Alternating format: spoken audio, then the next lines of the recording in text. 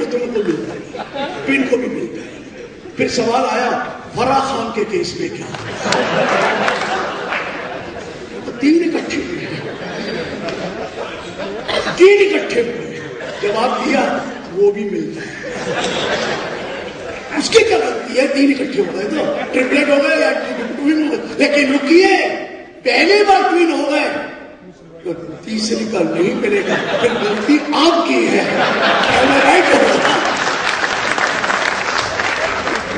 سر ہے تو بجٹ، لیکن اس کو انٹرسٹ کی بنانا پڑتا ہے اور کچھ نہیں. سمجھ میں آیا آپ کی مطلب کہ لا بہت کلیئر ہوتا ہے کہ ٹوین ہو سکتے ہیں، ٹرپلٹ ہو سکتے ہیں. تو ہم کیسے ڈیسائیڈ کریں گے؟ کرتے ہیں. سر کیا اچھی چیز نہیں ہے کہ ایک باپ یا ایک ماں اپنے بچی کے لیے پیسہ سیو کرے اور اس کا ڈیڈکشن بھی لے سکے.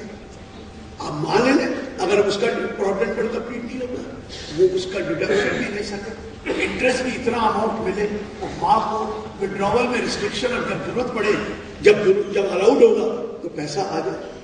تو ایسی اچھی اسکیم نکالی، لیکن اس کو کوئی اپریشیٹ نہیں کرتا.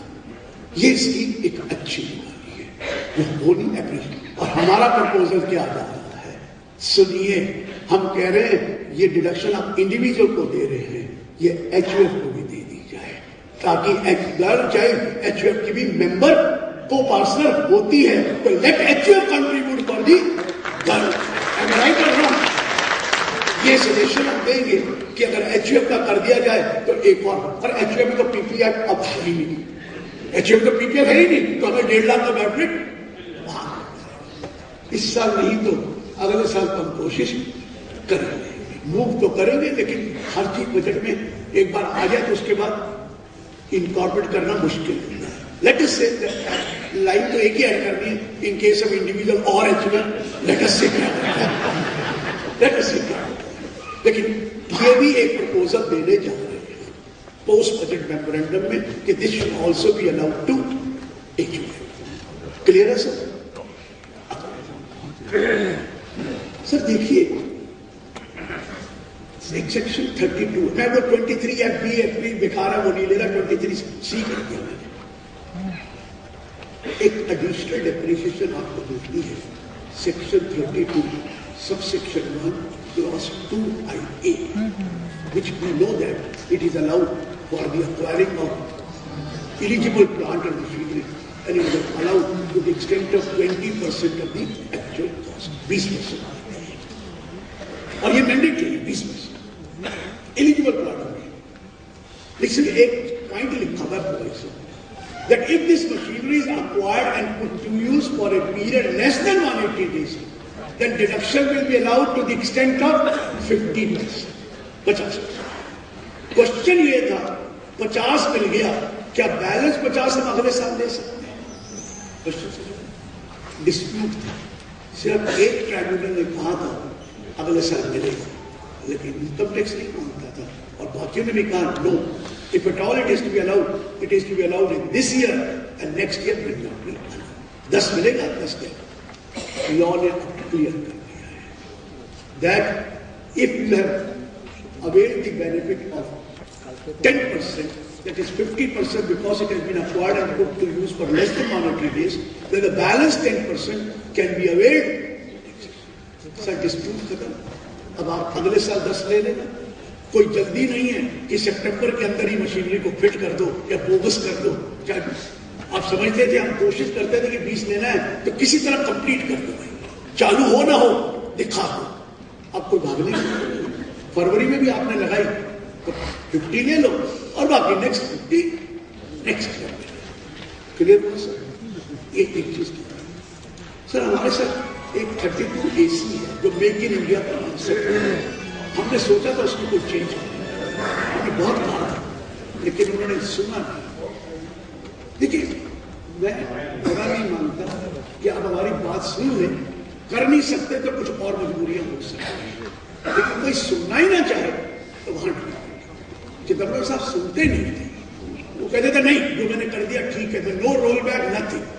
سن لیجیے، ہم نے جب کو پچھلے سال 32 AC آپ کو یاد ہو ایک انویسٹمنٹ الاؤنس آیا تھا 15% انڈین کمپنی کے لیے if they acquire eligible plant and machinery. لیکن وہاں پر فرسٹ ٹائم جب آیا تھا تو 100 کروڑ کی انویسٹمنٹ چاہیے تھی, مور دین 100 کروڑ, اور انڈین کمپنی کو ملے گی اور ایلیجیبل پلانٹ اور مشینری کے لیے ملے گی, لیکن 15% انویسٹمنٹ الاؤنس تھا. ہم نے ان کو کہا سر 100 کروڑ بہت زیادہ, اور یہ انڈین کمپنی کو دے رہے, باقیوں نے کیا قصور کیا ہے, پارٹنرشپ فرم ہے, LLP ہے, سب کو دے دیجیے.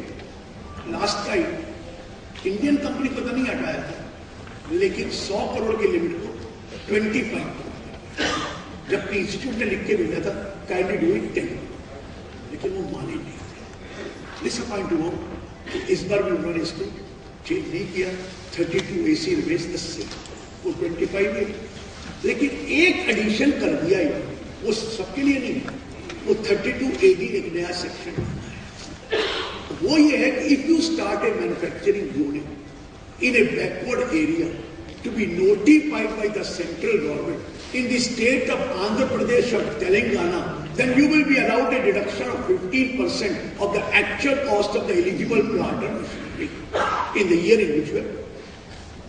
سر اس میں وہ 1 کروڑ کی یا 10 کروڑ کی یا 25 کروڑ کی کوئی لمٹ نہیں ہے. 1 کروڑ کی پلانٹ مشینری لگا لو 15%, 10 کی لگاؤ 15%, لیکن لگانی backward area to be notified, اور لگانی کہاں ہے, state of Andhra Pradesh, state of Telangana. Eligible plant machine وہی ہے جو 32 AC میں, اور یہ all manufacturing unit not exclusively for India. یہ کہیں بھی لگا لی کہ ادھر لگا لی کہ ہم 15% انسینٹیو. ایک اور اچھی چیز, اگر بائی چانس آپ نے 25 کروڑ سے زیادہ لگا دی تو آپ کو 2 ڈیڈکشن کریں, 32 AC کی 15% اینڈ 32 AD کی بھی. چلیے صرف ایک جگہ کی ہے بیکورڈ ایریا کی, but still I wanted to mention that this has been brought under section 32. Sir اس سے ایسٹ کا کیرنگ ویلیو کم نہیں ہوگا؟ ایسٹ کا کیرنگ ویلیو سر یہ ڈیڈکشن نہیں لیتے ایکچوئل کاسٹ سے, یہ انسینٹیو ہے. اس کے لیے WDV میں لیس نہیں ہوتا, ایڈیشنل ڈیپریشیشن لیس ہوتا ہے. Investment allowance is not deducted by the return on value, it is an incentive, it is not a depreciation. Clear? Okay sir. آئی اگلا SEBI is telling the mutual funds کہ آپ نے اتنی اسکیمیں کھول لی ہیں, different types of schemes are there, equity oriented کی بھی کئی اسکیمیں ہیں, ڈیٹ اورینٹڈ کی بھی کئی اسکیمیں, 15 اسکیمیں, 10 اسکیمیں, پتہ نہیں اتنی اسکیمیں. SEBI is insisting these mutual funds to consolidate those schemes, کہ ان کو اکٹھی کر دو. جب سملر ٹائپ کی اسکیم ہے تو ان کے الگ الگ نام دیے, کیوں نہیں اس کو اکٹھی کر کے ایک بنا دو, بنا دو نا ایک. لیکن یونٹ ہولڈر کہتے تھے اور میوچل فنڈ والے کہتے تھے سر ہم نہیں کریں گے ایکشن, تو جب ہم اپنے یونٹ کو سرنڈر کریں گے اور آپ ہمیں کنسالیڈیٹڈ اسکیم کے یونٹ دیں گے تو یہ ایکسچینج مانا جاتا ہے, اور ایکسچینج ماننے کی وجہ سے اس کے اوپر کیپٹل گین. تو in spite of SEBI saying that neither the mutual fund were interested, وہ تو انٹرسٹڈ تھے, بٹ یونٹ ہولڈر کہتے تھے ہم کس بات کا ٹیکس تھے, آپ کو ہماری اسکیم کو بند کر کے اس میں مرج کر کے ہمیں نئے یونٹ دے رہے ہو, ہم نے کیا بیچا تھوڑی ہے کچھ, لیکن لا تو کہتا ہے ایکسچینج ہے, ایک یونٹ کے بدلے دوسرے یونٹ لے رہی ہے تو کیپٹل گین ٹیکس. لیجیے سر اس section 47 clause 18 read with section 49 read with section 2 clause 42 ڈال کر اس پرابلم کو سالو کرنا. 47, 17, 18 نے کہا if you surrender your units, جو original units, in consideration of the units of the consolidated scheme, units of the surrender تو کرنا ہی پڑے گا نا, اور آپ کو دوسرے it will not be regarded as transfer. تو یہ ٹرانسفر کی ڈیفینیشن میں نہیں آئے گا 47, 18, کیونکہ ٹرانسفر کی ڈیفینیشن میں نہیں آیا تو there is no کلیئر کر دیا. پھر ہم نے پوچھا سر جو نئے یونٹ ملے ہیں اس کی کاسٹ کیا ہوگی, کیونکہ آپ نے تو بدلے ہیں, تو سیکشن 49 میں لکھ دیا کاسٹ آف دی اوریجنل. پھر سوال پوچھا پچھلے ہم نے 10 مہینے سے ہولڈ کر رکھے ہیں اور اب یہ آپ نے نئے دے دیے تو پیریڈ ہولڈنگ کیسے نکالیں گے؟ تو سیکشن 2(42)A میں لکھ دیا not only the current period holding, even the period holding of the original unit shall also be clear ہو گیا سر. طریقہ ہے 47 read with section 49 read with section 2(42). اس میں کچھ 2 سیکشن اور ہیں وہ میں کر نہیں رہا, وہ فورن کمپنی کی مرجر کا ہے یا فورن کمپنی کا ڈی مرجر کا ہے. I am not doing that. آپ سر سوترو صاحب نے کچھ باتیں آپ سے چیپٹر 6A کی کری ہے. 6A that is ATC, ATCCC, ATCCD, ATD, ATDD, ATDDB, ATG, ATJJAA اور ATU. اتنی چینجز آئی ہیں, ذرا دھیان سے سنیں. ATC تو ہم نے کر لیا, وہی ہے سکنیا سمردھی اکاؤنٹ, اس میں پیسے جمع کرائیے 1.5 لاکھ. ATCCC کیا ہے اگر آپ کو معلوم, you can contribute to the life insurance corporation or to any other insurance company for getting annuity after a certain period of time.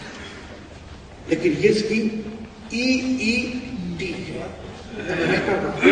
پیسے جمع کراؤ گے تو آپ کو ڈیڈکشن ملے گی, انٹرسٹ کریڈٹ ہوگا تو ٹیکس نہیں لگے گا, لیکن جب بھی اینوٹی ملے گی ٹیکس لگے گا. لیکن اس میں ایک سیلنگ تھی 1 lakh. Now it has been raised to 1 lakh.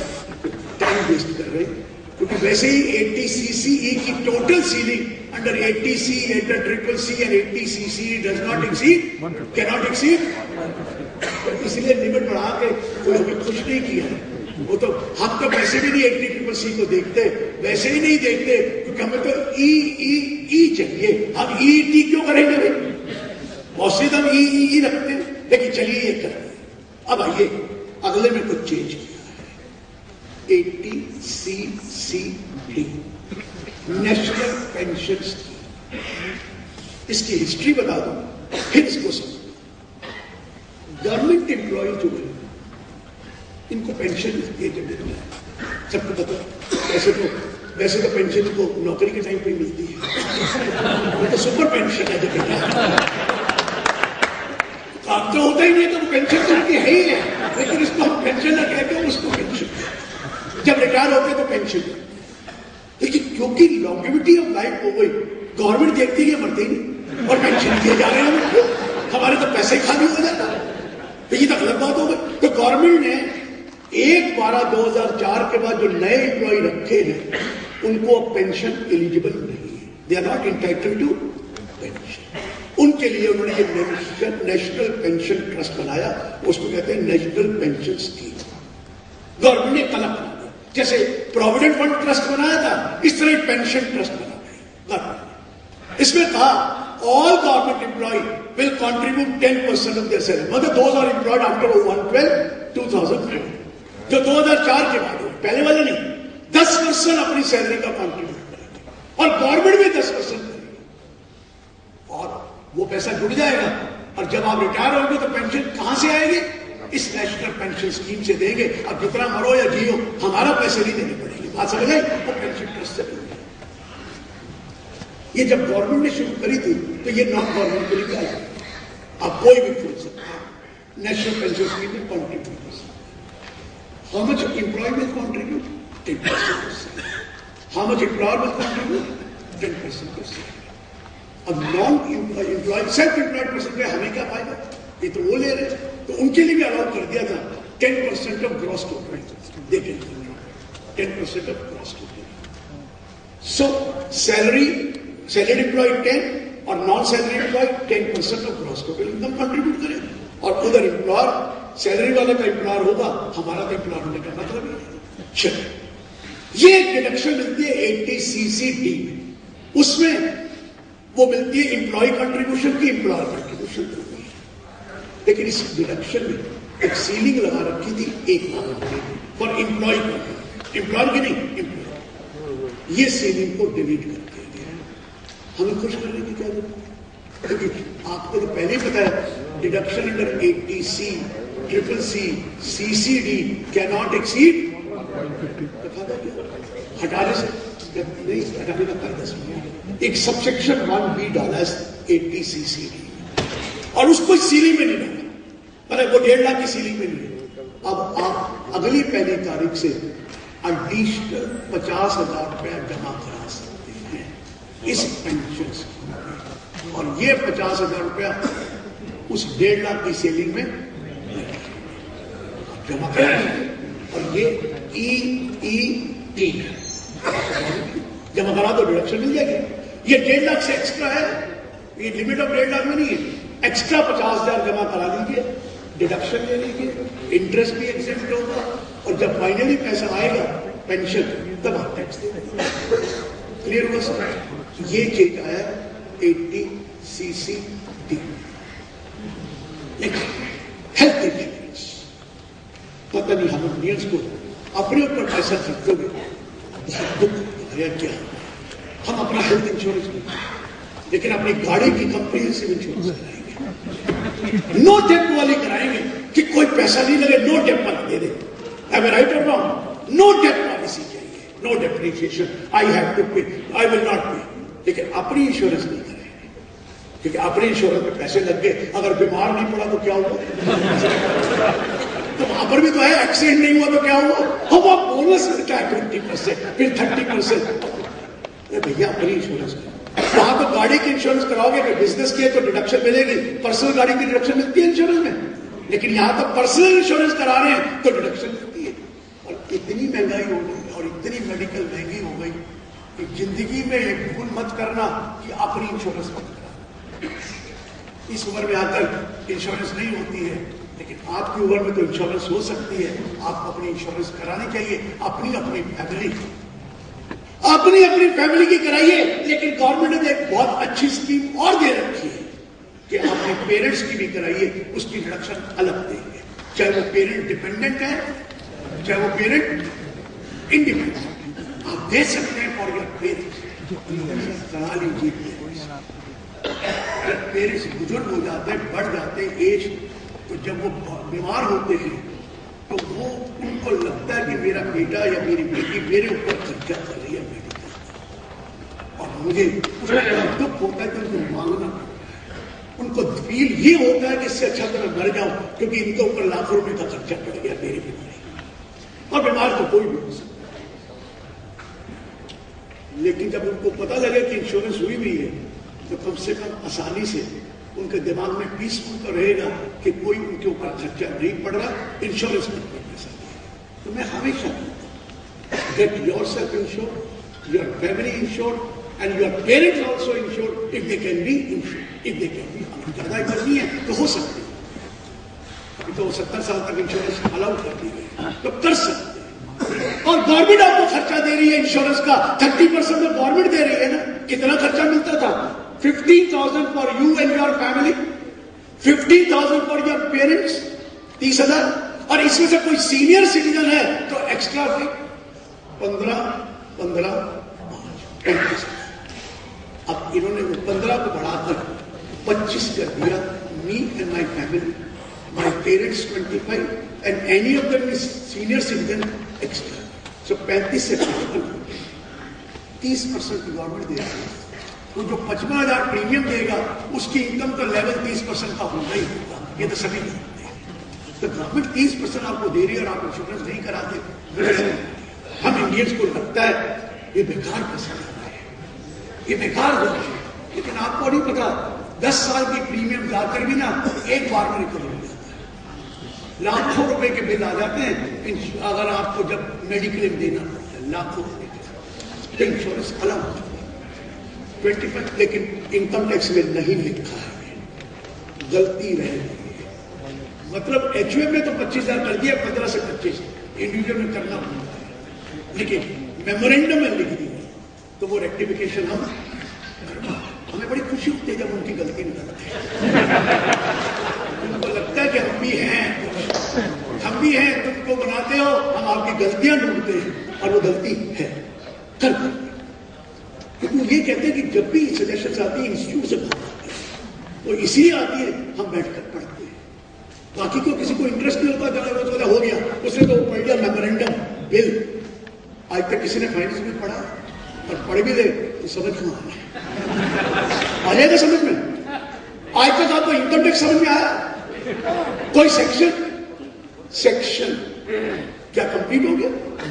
اس کا سب سیکشن کیا کمپلیٹ ہو گیا؟ سب سیکشن کے بعد کلوز کیا کمپلیٹ ہو گیا؟ کلوز کے بعد سب کلوز کیا کمپلیٹ ہو گیا؟ سب کلوز کے بعد نو, سب کلوز کے بعد آئٹم. پڑھا ہو تو بتاؤ نا, تو پروی سے ہو جائے.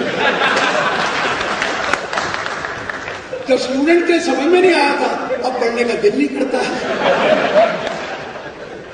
آئٹم کے بعد سب آئٹم, پھر بھی کمپلیٹ نہیں ہوا. پرووائڈیڈ ہے, فردر پرووائڈیڈ ہے, آلسو پرووائڈیڈ ہے. اس کے بعد ایکسپلینیشن نمبر 1, ایکسپلینیشن نمبر 2. آپ فل اسٹاپ ڈھونڈ رہے ہیں, کاما ہی 4 لائن کے بعد پڑھے گا. پڑھ بھی لیں گے تو سمجھ میں آتا نہیں. میں نے کسی کو کہا یار کبھی کبھی ایکٹ پڑھ لے گا. کہتا سر آپ نے کہا ہے آج کے بعد روز ایک سیکشن. نیکسٹ ڈے آ گیا اینڈ ہی اسٹارٹڈ شاؤٹنگ. میں واٹ ہیپن سر 2.5 گھنٹے ویسٹ ہو گئے ایک سیکشن. میں نے کیا ہوا پھر؟ کہتا لاسٹ ٹائم میں لکھا تھا اٹ از ناٹ ایپلیکیبل.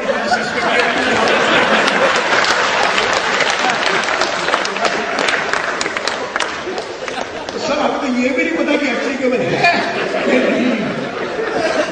تو آگے سے یاد رکھنا, اگر کبھی بھی انکم ٹیکس کی کتاب پڑھو تو لاسٹ ٹائم میں دیکھو. ہو سکتا ہے کہ applicable ultimate point and this is very true. یہ کہاں پڑھے فائنینس میں کو پڑھ سکتا, سمجھ میں ایک لائن نہیں آئی جب تک آپ کو پورا کتاب آگے رکھ کر دیکھو. تو what I am trying to explain, اس پہ لکھنا بھول کر وہ ہو جائے گا. ایک ڈگری سمجھ میں آ گیا. اور سوال آیا ویری سینئر سٹیزن, ان کی تو انشورنس ہوتی نہیں. 80 سال والوں کی کون انشورنس کرے گا؟ اور بیمار سب سے زیادہ وہی پڑے گا. ان کا اس سال پہلے any medical expenditure on the very serious citizen shall be allowed as deduction subject to maximum 30,000. مطلب ان کے لیے انشورنس کی ضرورت نہیں ہے. ان کے لیے میڈیکل کے خرچے ہم 30,000 میں سے پوچھتے بل رکھنے پڑیں گے. میں نے پوچھا اگر وہ بیمار نہیں پڑیں گے بل تو پھر بھی آپ رکھ لوں گے. اس میں کون سے لکھا ہے کہ ان کے نام کی دوائی نہیں ہے, بل تو آپ کبھی رکھ لو گے. تو اس لیے چنتا مت کرو, ہو سکتا ہے یہ کل اسٹینڈرڈ ڈیڈکشن ہی کر دے کہ بھائی ہونے کے بل بوگس ہے تو اسٹینڈرڈ ڈیڈکشن کریں گے. بٹ یہ میڈیکل ایکسپینڈیچر کا ہے, یہ انشورنس کلیم کا اس کا لیے پڑیں گے. لیکن ملے گا ٹوٹل 55,000 25 کلیئر. یہ 82 کی چیز آ گئی ہے. 80 ایک 80 ڈبل ڈی ہوتا ہے, ایک 80 یو ہوتا ہے. خدا بھگوان نہ کرے کوئی پرسن میں ڈسیبلٹی ہے اور وہ آپ کے اوپر ڈپینڈ ہے تو 80 ڈبل ڈی کی ٹینشن. ایک پرسن کی ڈسیبلٹی ہے لیکن انڈیپینڈنٹ ہے, خود مناتا ہے, تو اس کو 80 یو میں ڈیڈکشن ہوتی ہے. پرسن میں ڈسیبلٹی ڈیپینڈنٹ آن انڈیویجل ریچول, پرسن میں ڈسیبلٹی ارننگ ہز اون. اس کی ڈیڈکشن ہے 80 ڈبل ڈی میں 50,000 روپے for person with disability and 1 lakh rupees for person with severe disability. اس کو بڑھا کر 25,000 روپے بڑھا دیا. 50,000 raise to 75, 1 lakh raise to 1 lakh. یہ سیکشن 80 ڈبل ڈی کا ہے. Next section 80 double D B. سر بھگوان نہ کرے